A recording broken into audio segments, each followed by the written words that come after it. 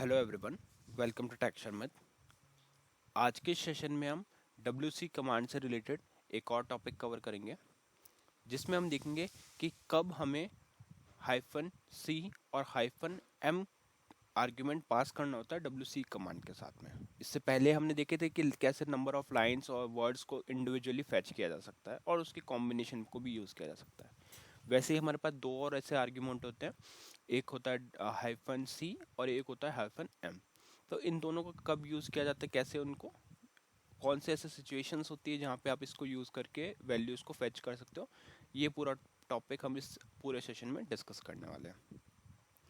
तो सबसे पहले तो मैं आपको रिक्वायरमेंट ही बताऊंगा। मैं आपको एक फ़ाइल दिखाऊंगा जिसमें हमने कुछ टेस्ट डेटा स्टोर किया हुआ है, और उस टेस्ट डेटा के ऊपर हम डेमो परफॉर्म करके उसका सिनेरियो, पहले उसका सिनेरियो समझेंगे उस डेटा पे, और फिर उसके बाद में उस पर एक्चुअल कमांड रन करके देखेंगे कि कैसे वो आउटपुट ला के दे रहा है।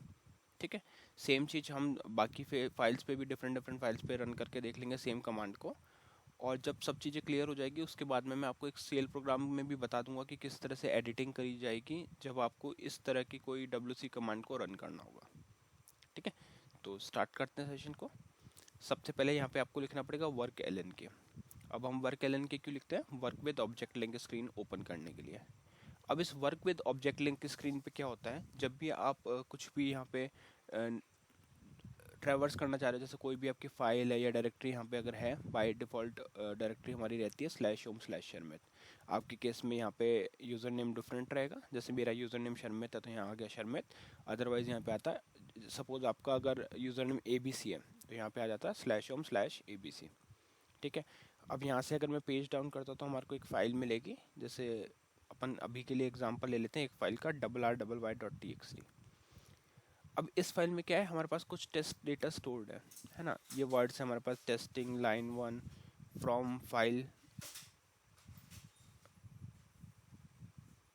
है ना। तो इसी तरह से सेकेंड रो में भी रिकॉर्ड्स हैं, थर्ड रो में भी है, फोर्थ में भी और फिफ्थ में भी है। अब इन रिकॉर्ड्स के ऊपर सपोज हमारे को कोई बोलता है कि हमारा टास्क है, हमें इसमें से नंबर ऑफ कैरेक्टर्स को काउंट करना है। तो इसको काउंट करने के लिए हम क्या यूज़ करेंगे? WC कमांड यूज़ करेंगे। WC कमांड की हेल्प से क्या हो जाएगा, नंबर ऑफ WC कमांड से क्या होगा, जब WC कमांड के साथ में हम -C यूज़ करेंगे तो वो नंबर ऑफ कैरेक्टर्स जितने भी हैं इस फाइल के अंदर वो हमारे को रिटर्न करेगा। ठीक है। और सिमिलरली हम देखेंगे WM के बारे में कि WC के साथ में -M के बारे में कि -M क्या वैल्यू रिटर्न करता है। तो एक्चुअल में क्या होता है, M वैल्यू रिटर्न करता है आपके नंबर ऑफ बाइट्स ऑक्यूपाइड, कि कितने बाइट्स इसमें ऑक्यूपाइड है। अब इसके लिए भी एक पॉइंट रहेगा कि आपको हमेशा दिखेगा कि दोनों का जो वैल्यू आ रहा है वो सेम आ रहा है, मतलब नंबर ऑफ कैरेक्टर्स और नंबर ऑफ बाइट्स एक ही आ रहा है। क्यों? क्योंकि जब हम कोई स्पेशल कैरेक्टर यूज़, जैसे अगर हमने कोई इमोजी यूज़ किया या कोई ऐसा कैरेक्टर जो लार्ज वैल्यू होल्ड करता है, तो उस केस में खाली हमें डिफरेंस दिखेगा, अदरवाइज हमारे को एज सच कोई डिफरेंस दिखेगा नहीं, दोनों एक ही वैल्यू रिटर्न करने वाले हैं। ठीक है। तो ये तो हो गई रिक्वायरमेंट कि जब भी आपको कैरेक्टर्स का काउंट लेना हो या नंबर ऑफ बाइट्स का काउंट लेना हो, तब आप क्या यूज़ करोगे? आप यूज़ करोगे WC कमांड को। ठीक है।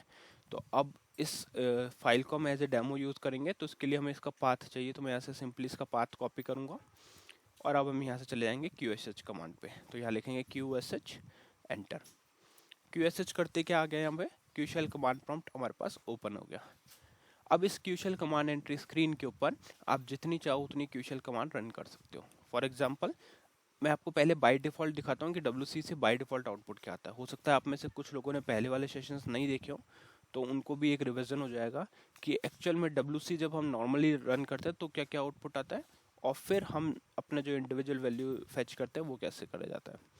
तो उसके लिए आपको यहाँ पर लिखना है WC स्पेस, इधर हम लिख देंगे अपने फाइल का पाथ, जैसे मैंने लिखा /home/sharmit/rry.txt। इतना करते ही जैसे मैं एंटर हिट करूँगा तो यहाँ पे देखो ये 3 आउटपुट रिटर्न करता है। पहला होता है लाइन नंबर, फिर होता है नंबर ऑफ वर्ड्स, और फिर होता है नंबर ऑफ, यहाँ पे आता है कैरेक्टर्स। ठीक है। यहाँ पे क्या है, ये फाइल का पाथ आ गया कि कौन से फाइल का ये आउटपुट है। तो ये तो रहती है हमारी WC की by default output. But suppose हमारे को बाय डिफ़ॉल्ट आउटपुट की जगह पे एक स्पेसिफिक आउटपुट चाहिए, तो उस केस में हम क्या यूज़ करेंगे? WC को यूज़ करेंगे -C के साथ में। अब इस चीज़ को एक्सप्लेन करने के लिए मैंने कुछ पॉइंट्स भी नोट किया है, मैं आपको पॉइंट दिखा देता हूँ। इस पॉइंट में हम क्या कर रहे हैं, यहाँ पे लिख रहा है -c with wc command, it is use to get the count of the characters. ठीक है, तो यही हमने डिस्कस किया था कि कैरेक्टर्स के काउंट के लिए। अब इसको यूज भी करके देखते हैं। यहाँ पे आपको लिखना है wc स्पेस हाइफन और इधर आ जाएगा c। c किस लिए होता है, कैरेक्टर्स काउंट के लिए। स्पेस देंगे और फिर फाइल का पाथ पेस्ट करेंगे जो है /home/share में /rrY.txt। इतना करने के बाद में जैसे ही आप एंटर हिट करोगे तो आपको आउटपुट में मिलेगा 180/home/share में $rrY.txt। ठीक है, तो इसका मीनिंग क्या हुआ कि ये वाली जो वैल्यू थी वो हमारी कैरेक्टर्स को रिप्रेजेंट कर रही थी। तो जब भी आपको अपने फाइल में कैरेक्टर्स का यूज़ करना है, कैरेक्टर काउंट निकालना है कि एक फाइल के अंदर टोटल कितने कैरेक्टर्स स्टोर्ड हैं, तो उस केस में आप क्या यूज़ करोगे, wc के साथ में -c। अब यहाँ पे कुछ लोगों को डाउट रहता है कि हमारे जो C ऑप्शन है क्या हम उसको कैपिटल में पास कर सकते हैं, तो ऐसा नहीं है। जब भी आप इसको कैपिटल में ट्राई करोगे तो ये आपको एरर जनरेट करेगा। ठीक है, तो मेक श्योर करना है कि जब भी आप ऑप्शन पास कर रहे हो वो स्मॉल में हो, अदरवाइज वो एरर देगा। यहाँ पे आप WC को कैपिटल में कर सकते हो, उससे कोई इफेक्ट नहीं पड़ेगा, बट जो ऑप्शन है वो आपको -c स्मॉल में ही देना है। ठीक है, तो ये तो हो गया हमारा ऑप्शन C के बारे में। अब देखते हैं नेक्स्ट ऑप्शन जो है -m। -m क्या करता है, विद wc कमांड। तो जब wc कमांड के साथ में हम -m यूज करते हैं तब हमें क्या मिलता है, काउंट बाइट ऑक्यूपाइड, है ना। तो it is use to get the count of bytes occupied. तो जितने भी बाइट्स ऑक्यूपाई किए हुए हैं उस फाइल ने, उतना काउंट ये रिटर्न करता है। ठीक है, इसको भी ट्राई करके देखते हैं।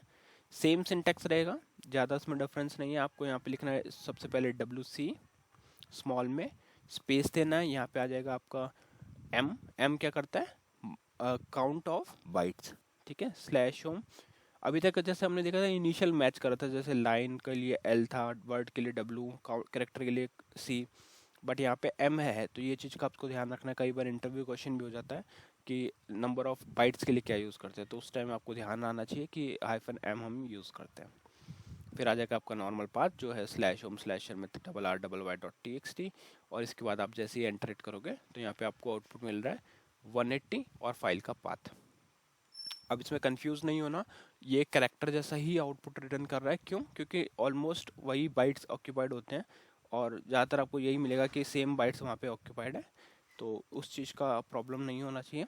और उसके लिए मैंने यहाँ पे एक पॉइंट भी नोट किया है, ये देखो, in most cases specially for text files in standard encoding like UTF-8, the byte count, which is C, and the character count -m will be the same.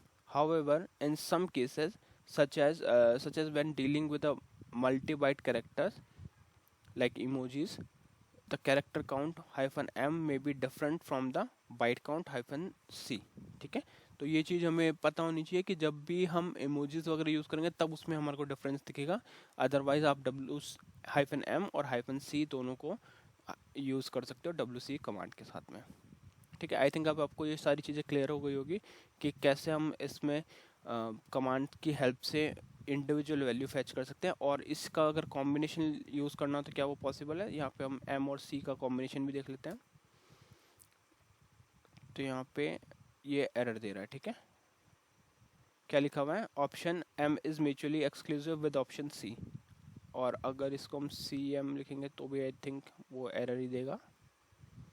ठीक है, अब की बार क्या हो गया, ऑप्शन C म्यूचुअली इंक्लूसिव हो गया। तो हमें ये इंडिविजुअल वैल्यूज़ को ही फैच करने के लिए यूज़ में लेना है। आई थिंक लास्ट टाइम जब हमने देखा था, मैं आपको दिखाता हूँ आपसे, L और W, तो उस केस में वो आउटपुट दे रहा था, बट M और C इसलिए नहीं दे रहा क्योंकि हमने देखा कि WC जब बाय डिफ़ॉल्ट वैल्यू रिटर्न करता है तो वो 3 ऑलरेडी एग्जिस्ट करती है, बट M उसमें एग्जिस्ट नहीं करती।